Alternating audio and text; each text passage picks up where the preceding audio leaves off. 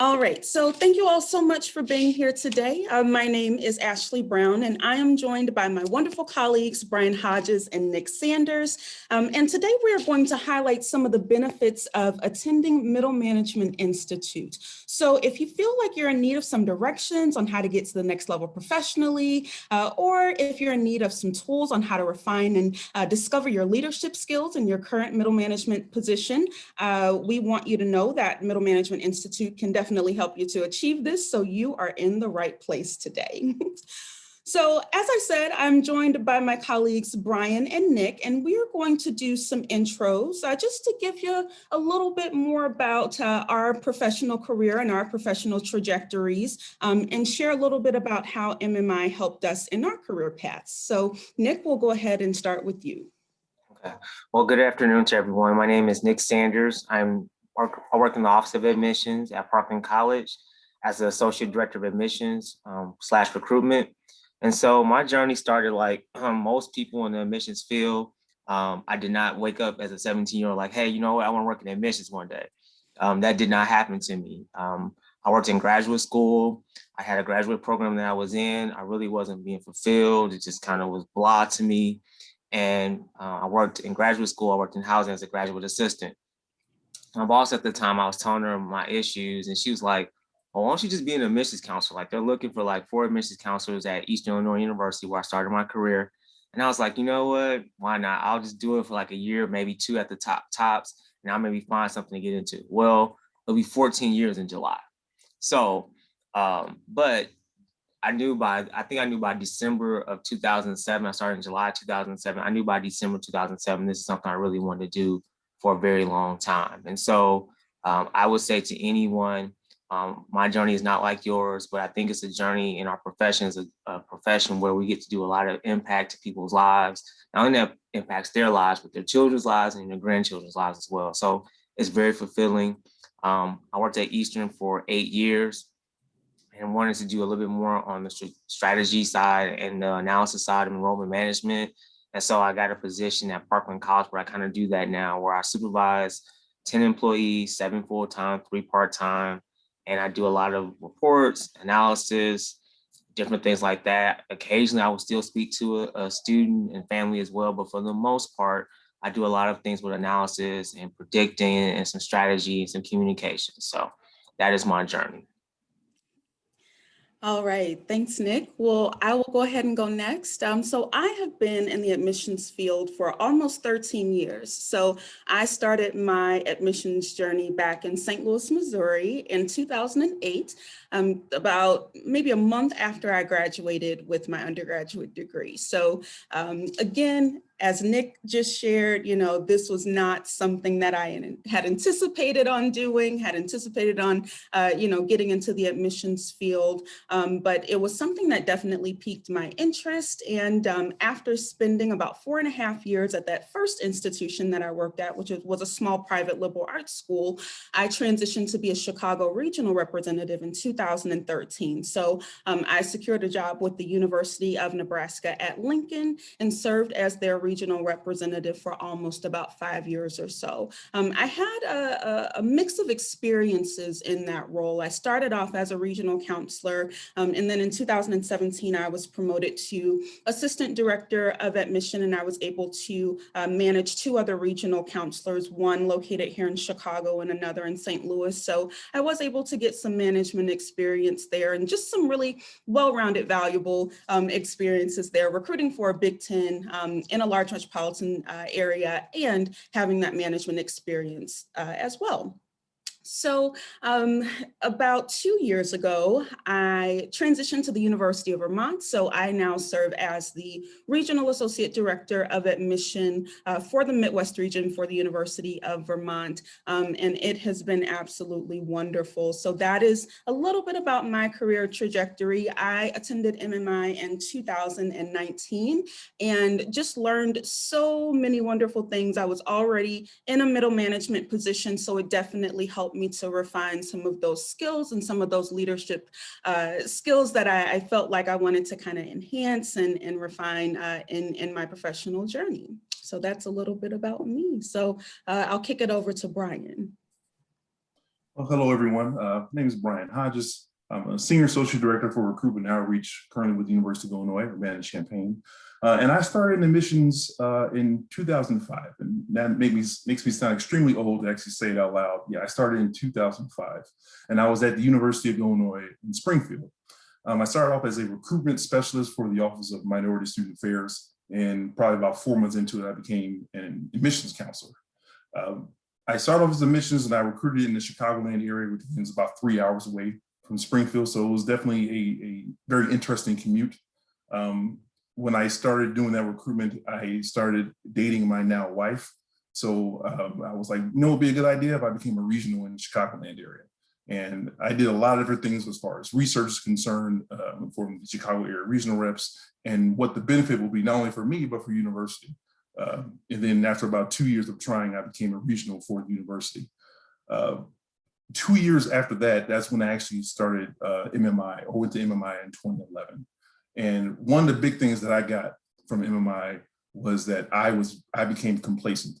I don't know if some of you participated in the Stephen Graham session, both the keynote and the second session. One of the things he said was, success is good, but also make you lazy. And that's exactly what happened. I worked really hard to become a regional, and then I stopped. And MMI, along with a few other things, as far as having conversations, a real conversation with your supervisor about the next steps, about professional development, about the options that are available to you in your position. MMI definitely showed me things that I wasn't even thinking about. One of those things was when you're thinking about the next step, checking off preferred boxes rather than required boxes. And one of the things that helped me do is make sure I went forward with pursuing a master's degree. I was not going to go forward with that. And then MMI actually helped me make that decision. Not only having more honest conversations with my supervisor about opportunities as far as different managing different projects or what was available as far as growth is concerned, but what's going to help me with that potential next step.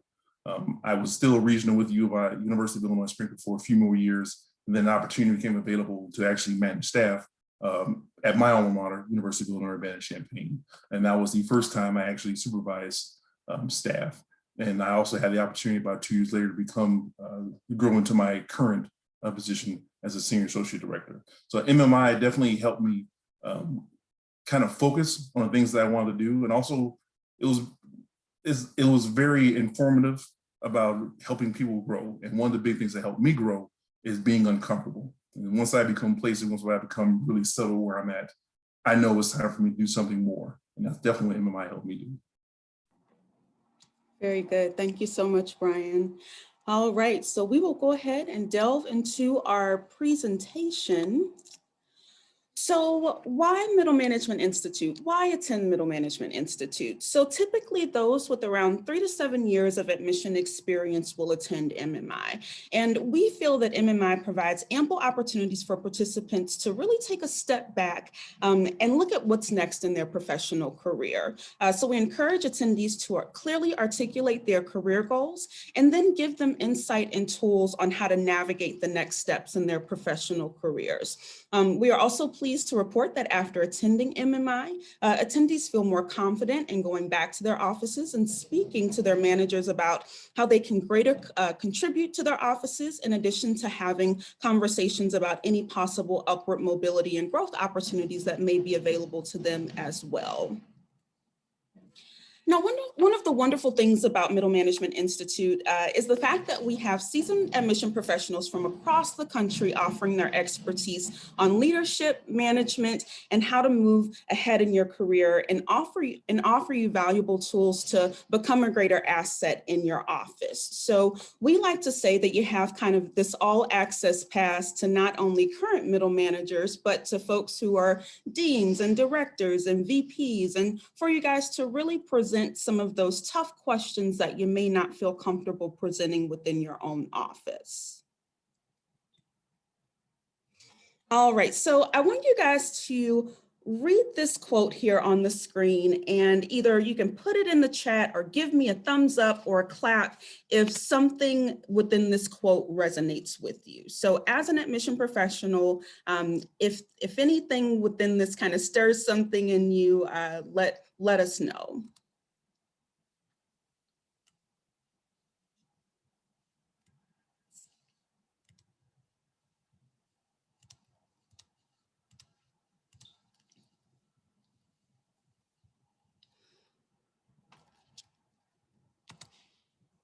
All right, don't see any reactions just yet, but I can say that a lot of folks feel like the admission profession is somewhat ill-defined. So, you know, that upward mobility track can be just a little bit fuzzy. So a little bit earlier during our introductions, Nick and I kind of talked about, you know, admissions choosing us and us not choosing admissions, essentially. You know, a lot of folks kind of just fall into the profession and then you get into an entry-level counselor position and you're there for a couple years, a few years, and then you say, well, what's next? You know, what's next in my professional career, especially if you're in an office where everybody's been there for a million years and there are really no other positions, no other ways to move up or even to get an assistant director role, an associate director role. So you kind of wonder, you know, what's going on, what's next? And even still, if you want to stay in the profession and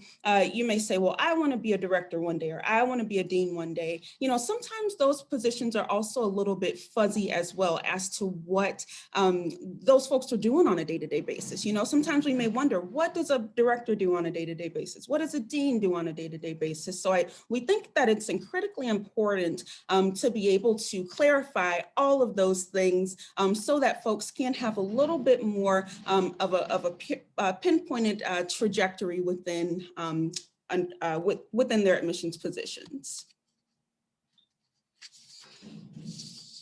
And we actually see a lot of people wanting to stay in the admission profession as well. So these statistics on this screen actually come from MMI alums. And we saw that 49% of admission counselors wanted to stay in the profession. About 65% of assistant and associate directors wanted to stay in the profession. And about 84% of directors of admission wanted to stay in the profession as well. So we feel that mentoring these promising young professionals and making career paths possibilities more clear, you know, can greatly benefit that retention in the field, since many people in the admissions field may be a little bit unsure about their exact career paths. All right, so we are going to do a little bit of a group activity now. So we're going to break into 3 groups, and Nick, Brian, and I are going to moderate these groups. And we're just going to have a little bit of conversation. Maybe you guys can share a little bit about where you are currently in admissions and maybe a little bit about your career aspirations. So I will put some questions, some guiding questions in the chat for us to go by. And then we will go ahead and break out into our breakout rooms.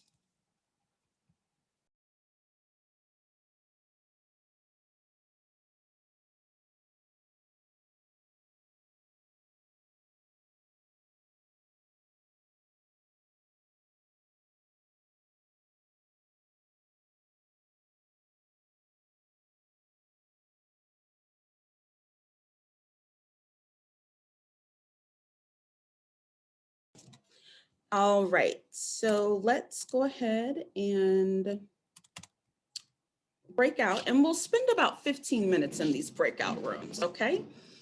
All right, so here we go.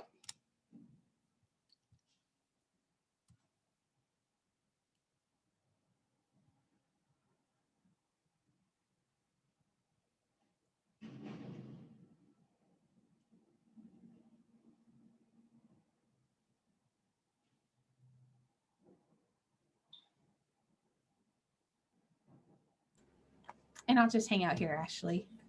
Okay. Thank you. You're welcome. Oh, I can join a breakout. Yep, so you should be able to hop into whatever one you choose. Perfect. Okay. Oh, I think, let's see. So we'll move Brian to number 1. And then I will join number 3. Perfect. Okay, and I'll be here if anyone pops out. I'll just message you if something happens.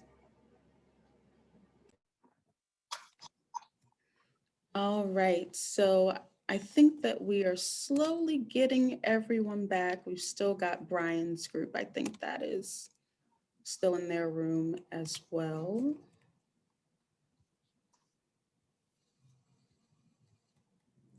Okay, perfect. All right, so welcome back, everybody.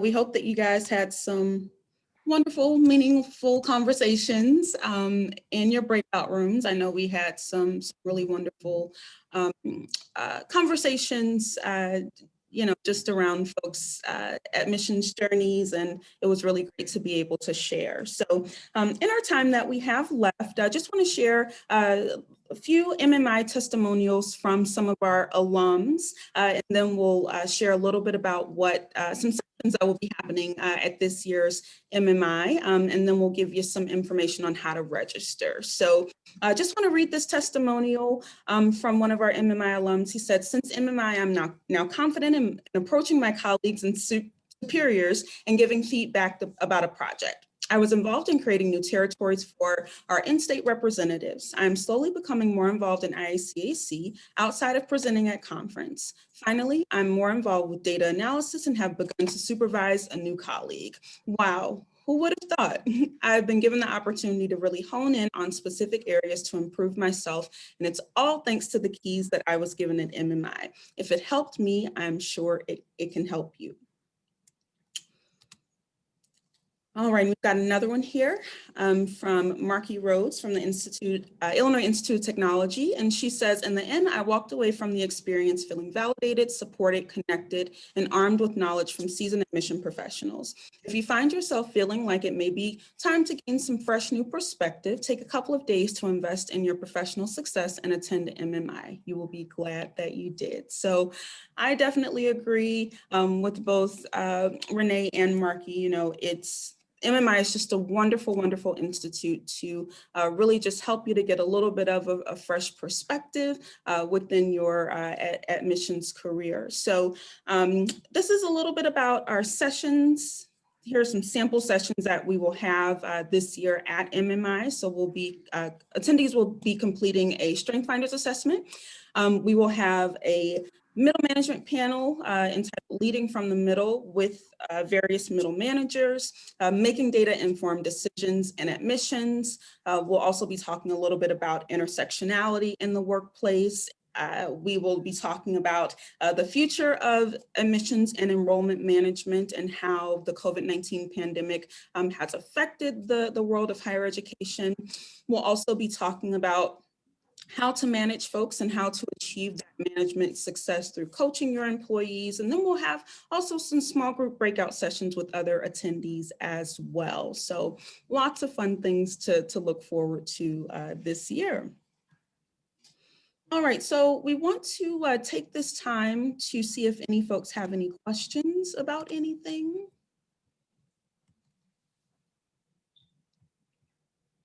I don't think that we had any in the chat. Let me double check here.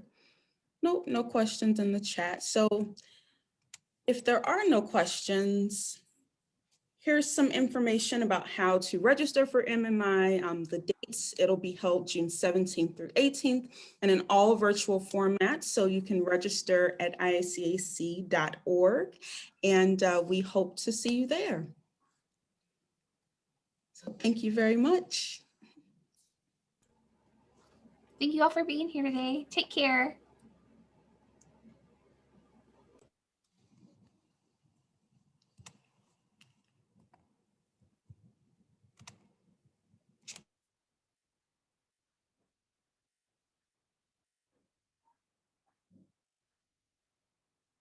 It's just us.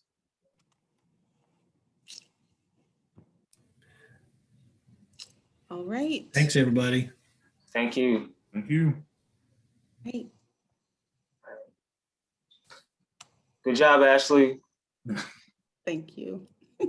Thank you, Captain, my captain.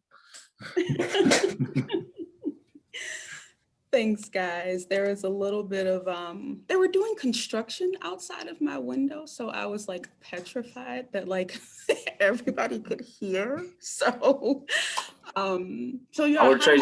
I'll trade you for a mother-in-law and a 14-month-old. How about that? Ooh, I can't go play. I have a snoring cat behind me, so that's all I have. Oh, wow. I know cats snore. I didn't know either until, working from home with a snoring cat. Oh, man. Yes, but do you guys feel like everything went okay overall? Were your breakout rooms okay?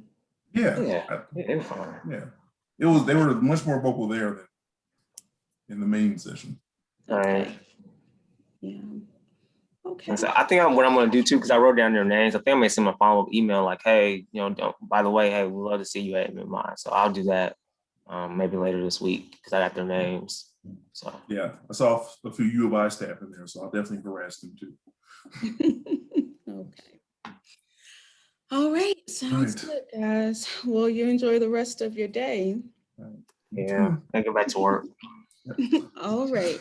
Bye, Nick. Enjoy. Bye-bye. Bye.